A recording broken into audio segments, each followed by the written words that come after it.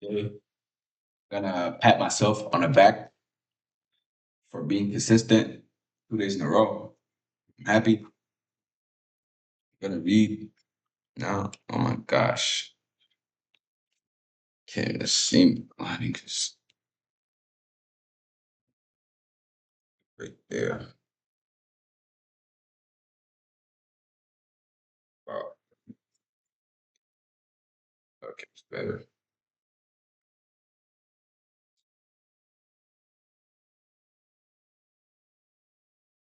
Off to the left and right, the property line was defined by.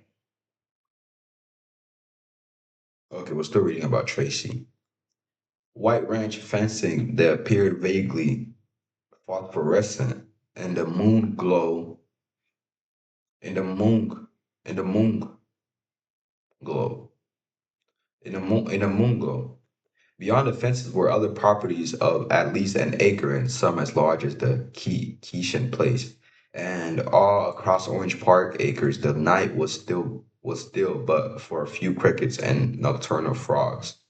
Tracy walked slowly toward the stables at the end of the yard, thinking about the triumphs that lay ahead for her and Goodhart. He would not race again. He had placed in the money at Santa Anita, Del Mar, Hollywood Park, and other tracks throughout California. But he had been injured and could no longer race safely. However, he could still be put to stud. He could still be put to stud. And Tracy had no doubt sire that he'd sire winners. Within a week, they hope to add two good mares to the stable. And when they take the horses immediately to a breeding farm where Goodhart would impregnate the mares. Hmm? Impregnate the mares. Oh, Goodhart is a male. Yeah, yeah, yeah. So they're gonna use Goodhart to make more horses. And what is a mare? I'm guessing a mare is a baby horse. What is that? What's a mare?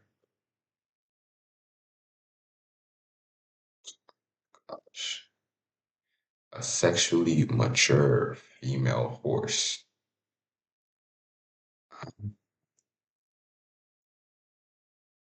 Okay.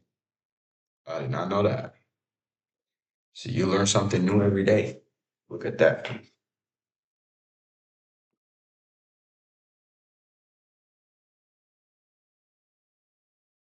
It'll be put to stud.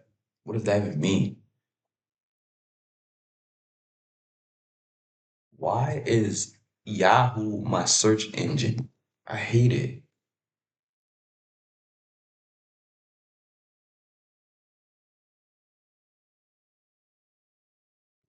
Using a male animal for breeding. Also, since Goodhart is injured, they're gonna use him to make babies, basically. Breed with other animals, with his mates. How do I change this? Like,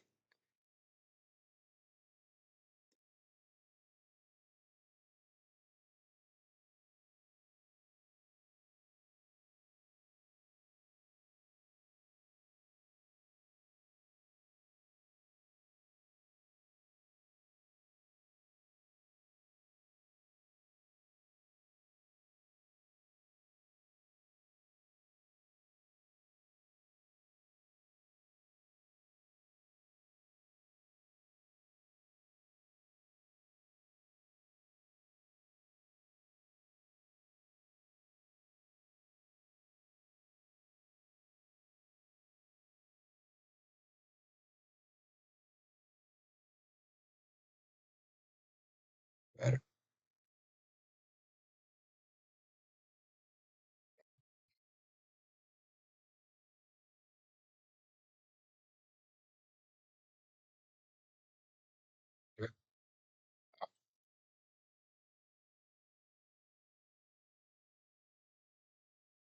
In a week, they hope to add two good mares to the stable, and and then they take the horses immediately to a breeding farm where Goodhart would impregnate the mares. Uh, all three would be brought back here, where Tracy would care for them. Next, next year, two healthy colts would be born. A colt is a baby horse.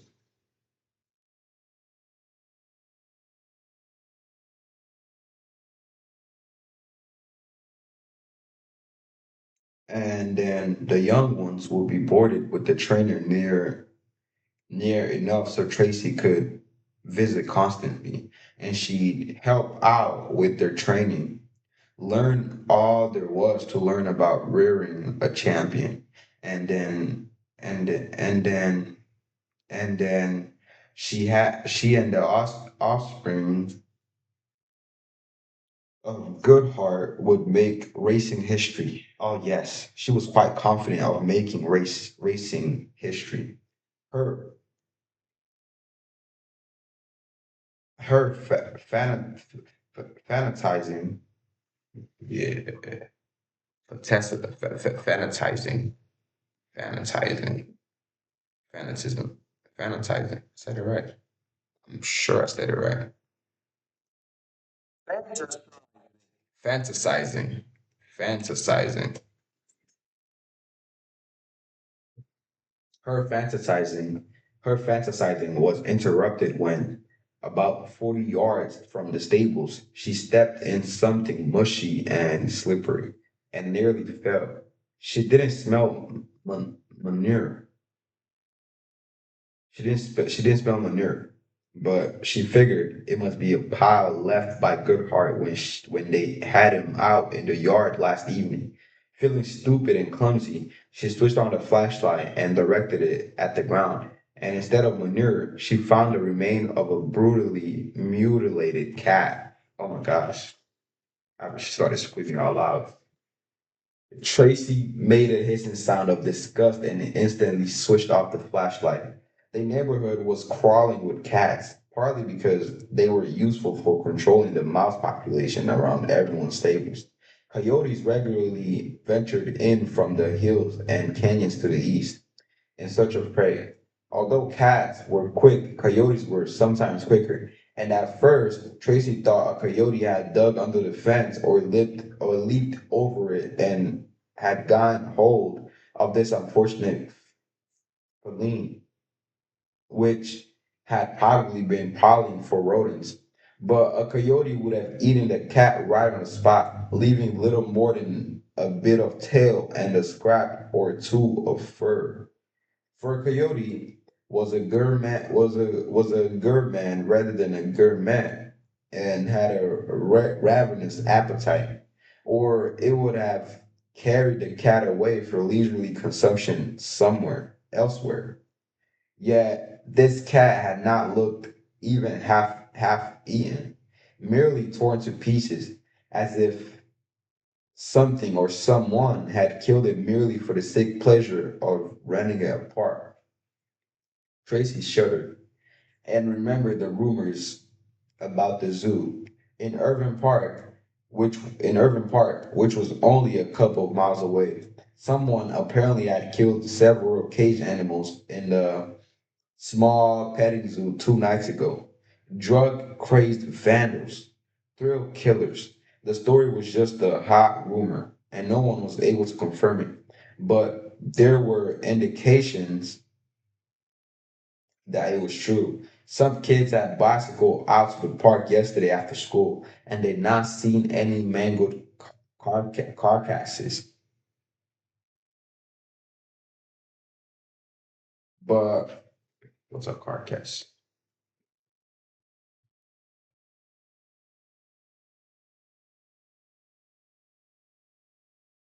Oh, dead animals. Carcasses. Carcasses. Okay. Any mangled carcasses. But they reported that there seemed to be fewer animals in the pens than usual. and the Shetland pony was definitely missing. Park employees had been uncommunicative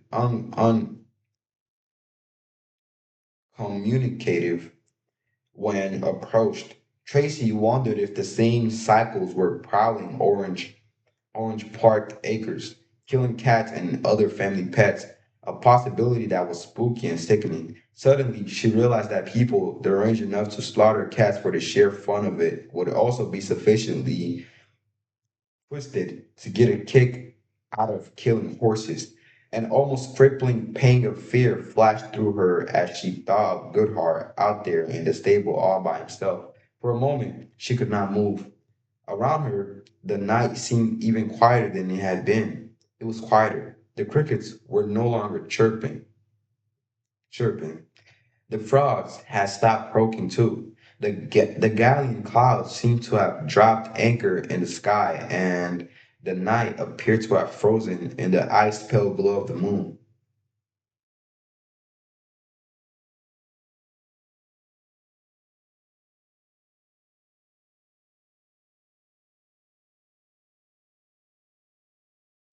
Something moved in the shrubbery. Most of the enormous lot was devoted to open expanses of lawn, but a score of trees stood in artfully placed groups, mostly Indian laurels and jacarandas, plus a couple of cores, and there were beds of uh, azaleas, California lilac bushes, Cape honeysuckles. What? Also, so they're just telling me different type of trees. Okay, got it.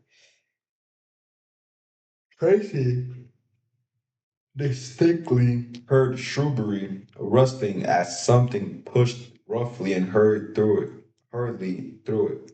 But when she switched on the flashlight and swept the beam around the nearest plantings, she could not see anything moving. The night was silent again, hushed, expectant. She considered returning to the house, where either she could wake her father to ask him to investigate, or she could go to bed and wait until morning to investigate the situation herself. But what if it was only a coyote in the shrubbery? In that case, she was in no danger. Though a hungry coyote would attack a very young child, Though a hungry coyote would attack a very young child, it would run from anyone Tracy's size. Besides, she was too worried about her noble good heart to waste any more time. She had to be sure that the horse was all right. Using the flashlight to avoid any more dead cats that might be strewn about, she headed toward the stable. She had taken only a few steps when she heard the rustling again, and worse, an growling that was unlike the sound of any animal she'd ever heard before. She began to turn, might have run for the house then might have run for the house, might have run for the house then, but in a stable good heart, whined, sh- whined surely, as if in fear, and kicked at the board walls of his stall. She pictured a leering cycle going after Goodhart with hideous instruments of torture. Her concern for her own welfare was not half strong as her fear that something terrible would happen to her beloved breeder of champions. So she sprinted to his rescue. Poor Goodhart began kicking even more frantically. His hooves slammed repeatedly against the walls, drummed furiously, and the night seemed to echo with the thunder of an oncoming storm. She was still about 15 yards from the stable when she heard the strange guttural growling again and realized that something was coming after her. Bearing down on her from behind, she skidded on the damp grass, whirled, and brought up her flashlight. Rushing toward her was a creature that had surely escaped from hell. It let out a shriek of madness and rage. In spite of the flashlight, Tracy did not get a clear look at the attacker. The beam wavered, and the night grew dark as the moon slipped behind a cloud, and the hateful beast was moving fast, and she was too scared to understand what she was seeing. Nevertheless, she saw enough to know it was nothing she had ever seen before. She had an impression of a dark, misshapen head with asymmetrical depressions and bulges, enormous jaws full of sharp, curved teeth.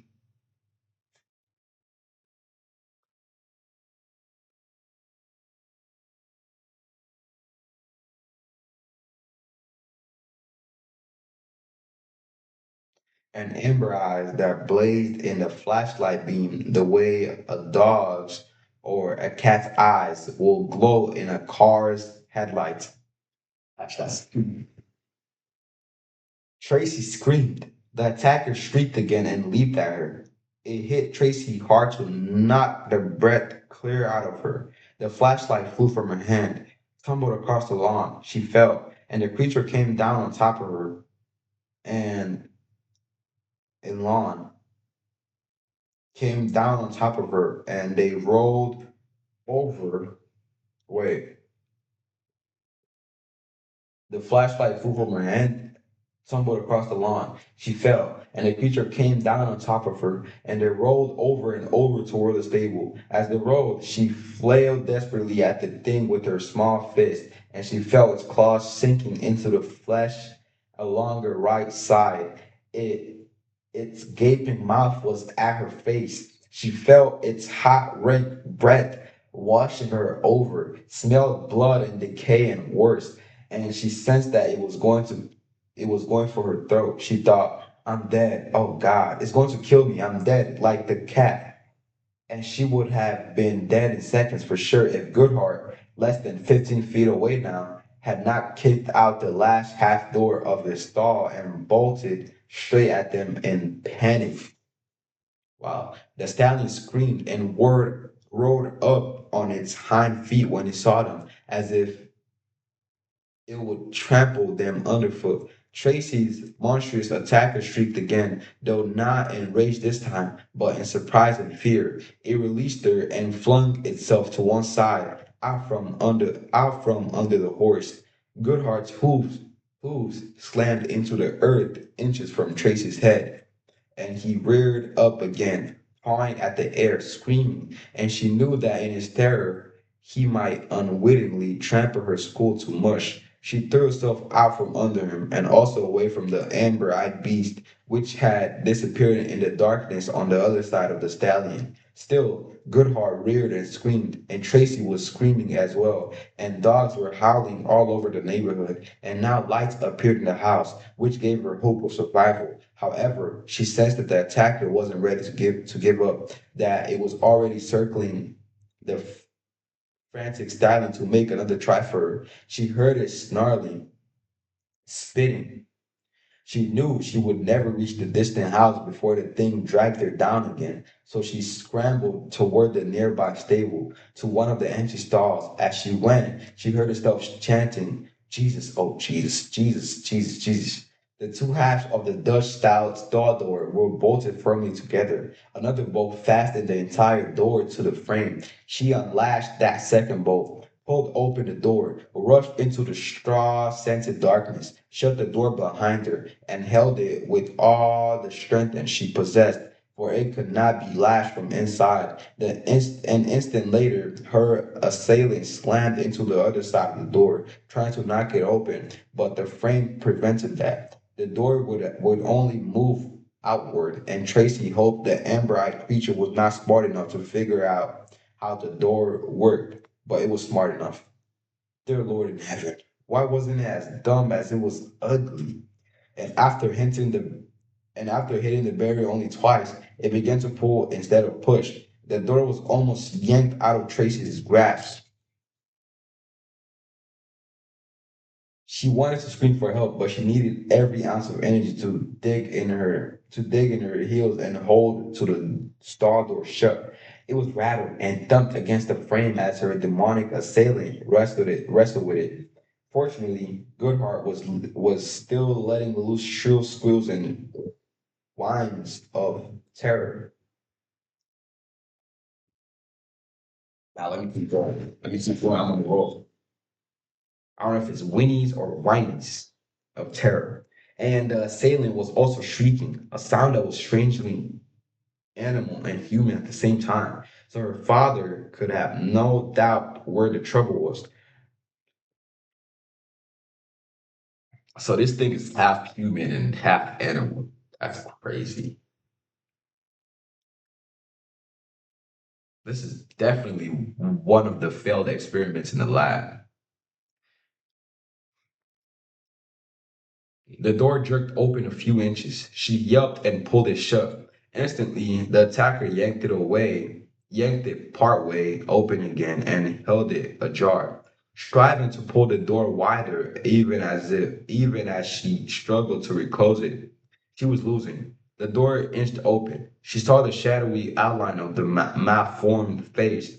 The sharply pointed teeth gleamed dully. The amber eyes were faint now, barely visible. It hissed and snarled at her, and its pungent breath was stronger than the scent of straw. Whimpering in terror and frustration, Tracy drew back on the door with all of her strength, but it opened another inch and another. Her heart was hammering loud enough to muffle the first shotgun blast. She didn't know what she heard until a second shot boomed through the night. And then she knew her father had grabbed his 12 gauge on the way out of the house. The stall door slammed shut in front of her as the attacker, frightened by the gunfire, let go of it. Tracy held fast. Then she thought that maybe in all the confusion, Daddy might believe that Goodhart was to blame, that the poor horse had gone loco or something. From within the stall, she cried out, "Don't shoot Goodhart! Don't shoot the horse!" No more shots rang out, and Tracy immediately felt stupid for thinking her father would blow away Goodhart. Daddy was a cautious man, especially with loaded guns, and unless he knew exactly what was happening, he wouldn't fire anything but warning shots. More likely than not, he just blasted some shrewberry to bits. What's a shrewberry?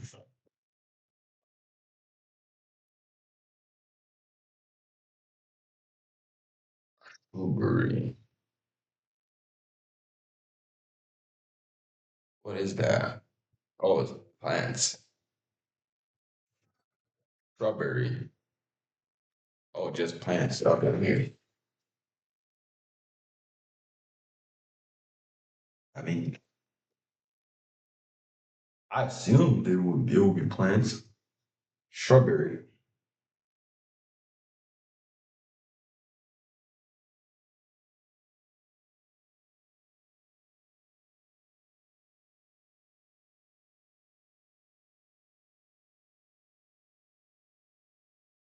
To bits.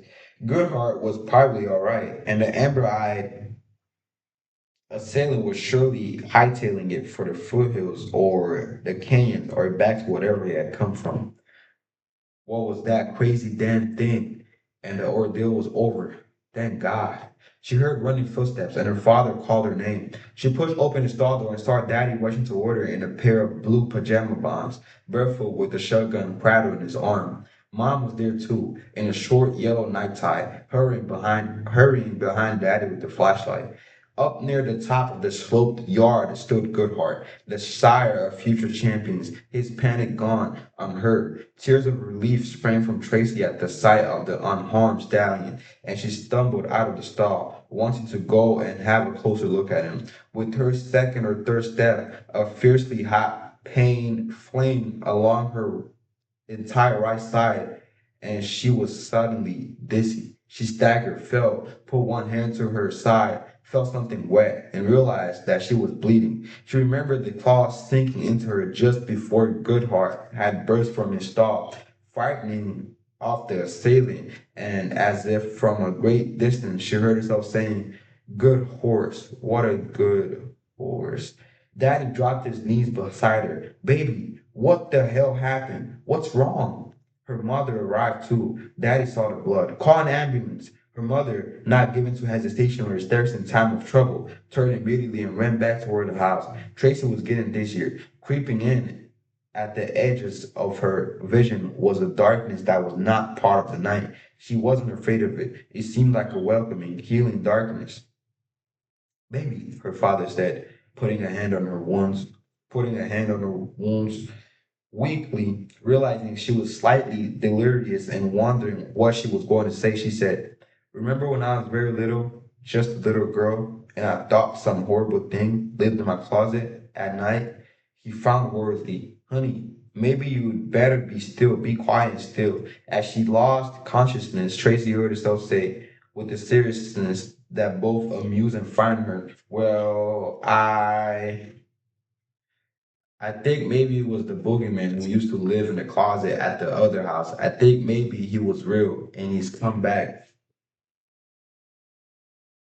Tracy's dead. 9.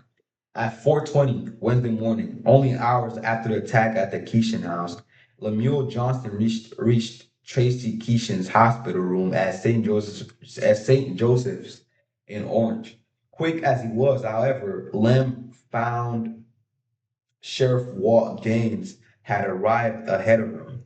Walt stood in the corridor, towering over a young doctor in a surgical greens and a white lab coat. They seemed to be arguing quietly. The NSA's Banodyne crisis team was monitoring all police agencies in the county,